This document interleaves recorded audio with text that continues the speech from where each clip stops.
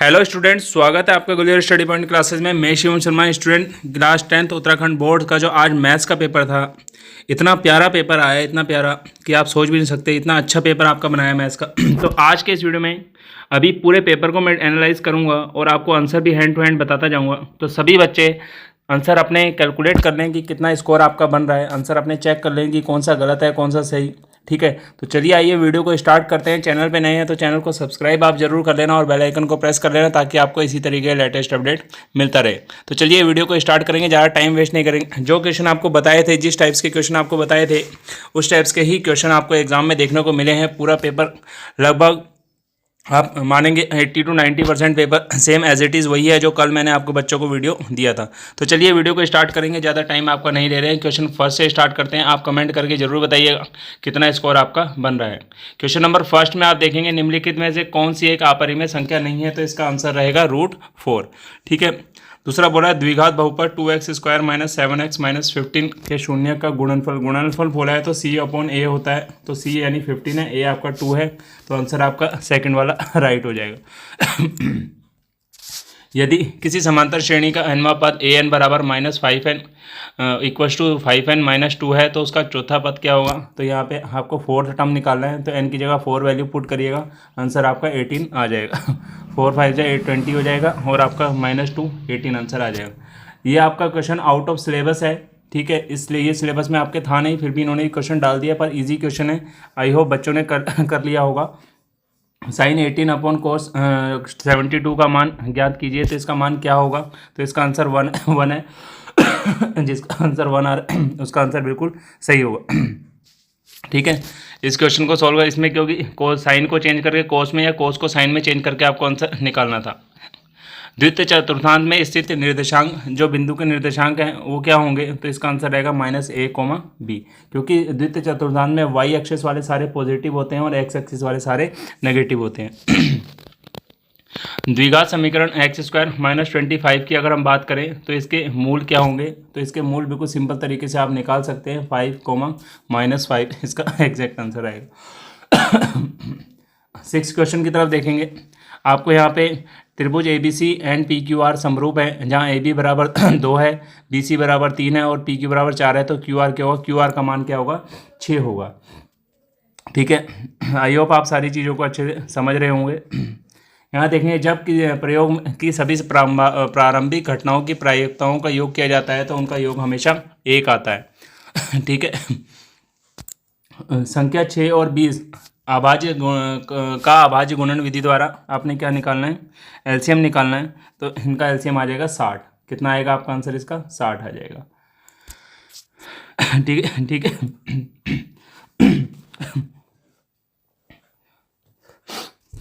आगे देखिएगा, यदि द्विघात समीकरण ax² + bx + c बराबर 0 है के लिए b² - 4ac > 0, तो मूलों की प्रकृति कैसी होगी? तो डिस्टिंक्ट 2 रियल रूट्स होंगे, इनके 2 रूट्स आएंगे इनके। ठीक है।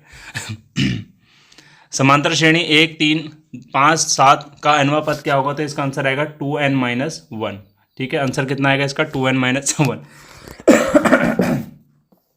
फिफ्थ क्वेश्चन की तरफ बढ़ेंगे। यदि tan a बराबर 3/4 है तो sin a का मान क्या होगा? 3/5 इसका मान आएगा। ठीक है, कितना आएगा? 3/5। बिंदु 5,12 को मूल बिंदु से मिलाने वाली दूरी क्या होगी? तो इसका आंसर आपका आ जाएगा 12 और 5 कितना हो जाएगा? आपका 13 आ जाएगा इसका। ठीक है, आंसर कितना आएगा आपका? 13। लिखा है 14 सेंटीमीटर वाले एक चाप का जो कोण है 90 अंश आंतरिक चाप की लंबाई आपको बतानी है, तो आपकी आएगी 11 सेंटीमीटर। चाप की लंबाई आपकी 11 सेंटीमीटर आ जाएगी। सिद्ध कीजिए, प्रूव करना था। प्रूव करने वाला क्वेश्चन आपने प्रूव कर दिया होगा। 1 + tan को आप sec² में चेंज करके और 1 + cot² को आप कोसेक में चेंज करके इसको सोल्व कर सकते हैं। 9th क्वेश्चन देखिए, एक छात्र के परीक्षा में सफल होने की प्रायिकता 4/5 है, उसके असफल होने की प्रायिकता 1 - 4/5 हो जाएगी, तो आंसर आपका 1/5 आ जाएगा। ठीक है, 10वें क्वेश्चन को अगर देखेंगे, SCF 306 को SCF ब्रैकेट में 306 यानी 306, 657 यानी 657 का SCF कितना है? 9 है। तो इन दोनों का एलसीएम क्या आएगा? तो एलसीएम इसका आएगा 22338। ये आपका आंसर आएगा। ठीक है, एलसीएम आपका ये आएगा। अब इसमें ये वाला फॉर्मूला लगा सकते थे, product of two number equal to LCM into HCF. ठीक है, वाला फॉर्मूला लगा के सोल्व करें। सिद्ध करना है, मैंने आपको कल ही बताया था कि आप एक इस टाइप्स का क्वेश्चन पढ़ के चले जाना, पेपर में ये जरूर पूछा जाएगा। तो वही पे क्वेश्चन, उस टाइप्स का ही क्वेश्चन आपके एग्जाम में आ गया है। ठीक है, नेक्स्ट क्वेश्चन की तरफ देखेंगे। द्विघात समीकरण x square plus 7x minus 16 के मूल क्या होंगे? तो इसका जो मूल रहेगा आपका, ये आपके आएंगे -12,5 या 5,-12, आगे पीछे जैसा जिसने निकाला होगा उसके हिसाब से आ जाएगा। नेक्स्ट क्वेश्चन सिद्ध करने वाला था, ये आपने प्रूफ किया होगा, इसको प्रूफ करके बताना था। ठीक है, तो ये आई होप प्रूफ वाले आपने किए होंगे। नेक्स्ट क्वेश्चन की तरफ चलते हैं। तो आपसे यहाँ पे बोल रहा है कि आपको एक टेंजेंट की लंबाई 8 दे रखी है, क्यू ओ क्यू का आपको कितना दे रखा है ओ क्यू बराबर 10 सेंटीमीटर है, तो वृत्त की त्रिज्या क्या होगी? तो इसमें सर्कल की आपको त्रिज्या निकालनी थी। बहुत ही सिंपल क्वेश्चन था, आई होप आपने इसको सोल्व कर लिया होगा। ठीक है, 15 वाले में माध्यक आपको निकालना है। माध्यक निकालने के लिए इसको सोल्व करना पड़ेगा आपको। माध्यक आपको निकालना है कैसे, वो मैं बता देता हूँ। नॉर्मली थोड़ा सा आप वेट करेंगे इसमें मैं अभी इसका आंसर हैंड टू हैंड ही आपको बता देता हूँ कि क्या आएगा।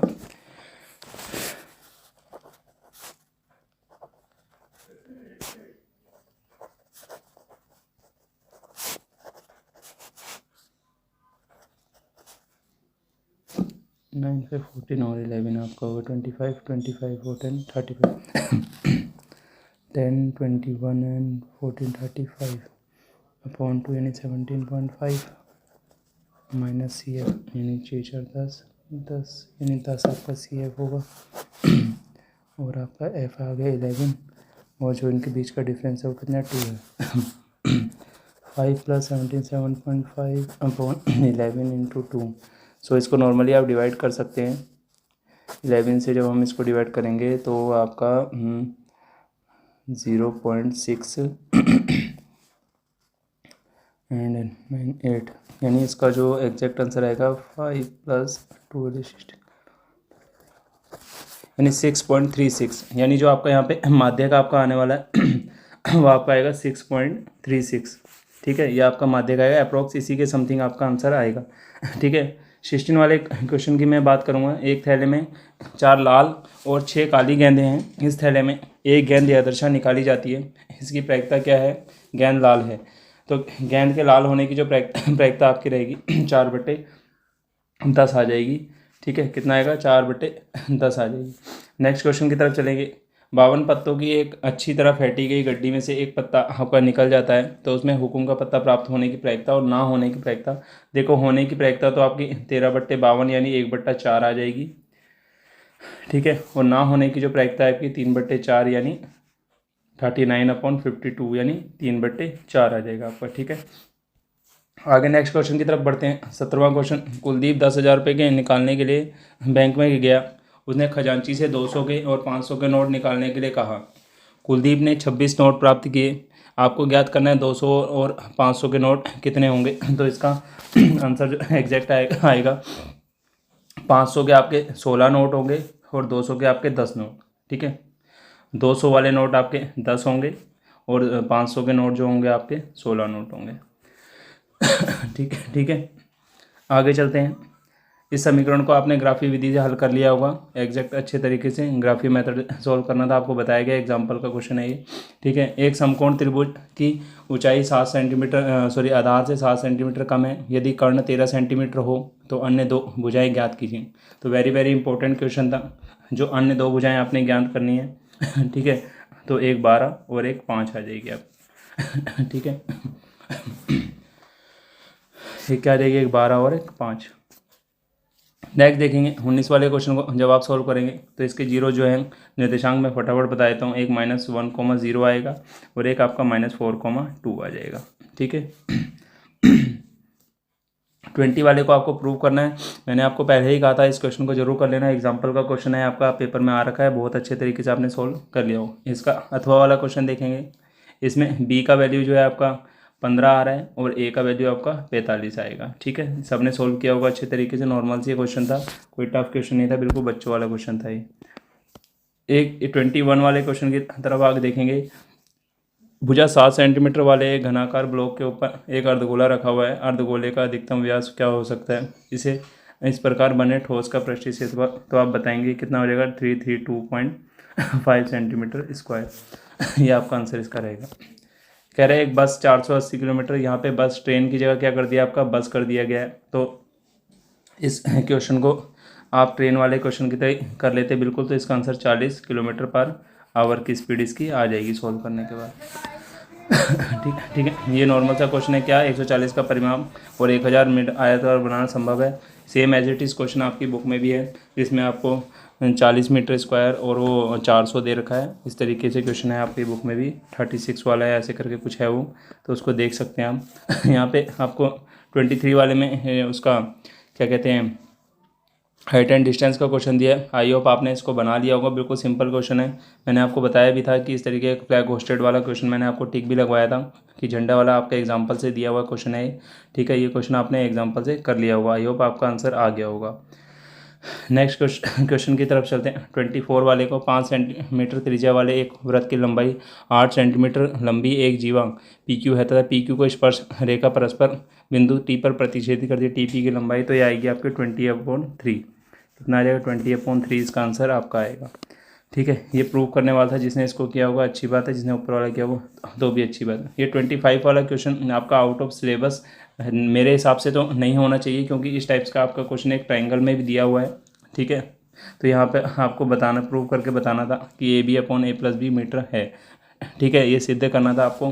हालांकि ये क्वेश्चन आपका बुक में तो नहीं है, पर बुक NCERT बुक में नहीं है, तो इस तरह से आउट ऑफ सिलेबस आप कह सकते हैं। बट इस टाइप का क्वेश्चन आपके बुक में ज़रूर है, उसमें वैल्यूज़ आपको दी हुई हैं। ठीक है, तो अब देखिए बोर्ड वाले इसमें क्या करते हैं, इस आउट ऑफ सिलेबस की उसमें लेते हैं, तो आपको सभी बच्चों को 5 नंबर इसमें मिलेंगे।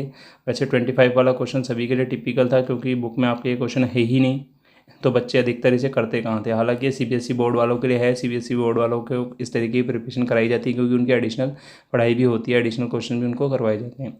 तो इस वीडियो में आगे देखते हैं। ठीक है, तो ये क्वेश्चन अभी इसको मार्क कर लीजिए, आउट ऑफ सिलेबस हम इसको कह सकते हैं। वैसे होना तो नहीं चाहिए आउट ऑफ सिलेबस, ही बच्चों को इस तरीके के क्वेश्चन कर लेने चाहिए थे।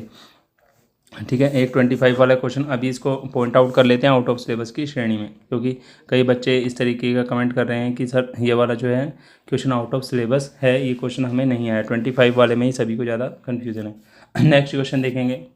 एक बर्तन उल्टे शंकु के आकार का है, इसकी ऊंचाई 8 सेंटीमीटर है और ऊपर सिरे पे खुला हुआ है, 5 सेंटीमीटर की त्रिज्या है उसकी, और ऊपर से उसमें पानी भरा हुआ है, उसमें शीशे की कुछ गोलियां डाली जाती हैं। तो इसमें डायरेक्ट आंसर बता देता हूँ, 100 इसका आंसर आपका आएगा। कितना आंसर आएगा? 100 आंसर आएगा। ठीक है, ये नॉर्मल सा क्वेश्चन है। त्रिज्यखंड का क्षेत्र आपको निकालना है। चाप की लंबाई 22 दे रखी है और त्रिज्या आपको कोण आपको 60 दिया। नॉर्मल तरीके से आपने इसको फाइंड कर लिया। 27 वाले क्वेश्चन की अगर हम बात करें, तो 27 वाले का जो बहुलक आपने निकाला होगा 23.5 आपका आंसर आ रहा होगा। ठीक है, तो इस वीडियो में 2 ही क्वेश्चन आपके जो हैं वो क्या थे, आउट ऑफ सिलेबस है। एक साइन वाला जो साइन 18/cos 72, और एक 25 वाला जो क्वेश्चन है, ये 2 ही क्वेश्चन आउट ऑफ सिलेबस हैं जिसको आप कह सकते हैं। इसके अलावा सारे क्वेश्चन आपकी बुक्स के ही हैं। तो आई होप आपको सारे आंसर अच्छे से समझ में आ गए होंगे। तो मिलते हैं नेक्स्ट वीडियो के साथ। शाम को लाइव स्ट्रीम में मिलेंगे। जो बच्चों के डाउट्स होंगे उनको हम दूर करेंगे। मिलते हैं नेक्स्ट वीडियो में। Thank you.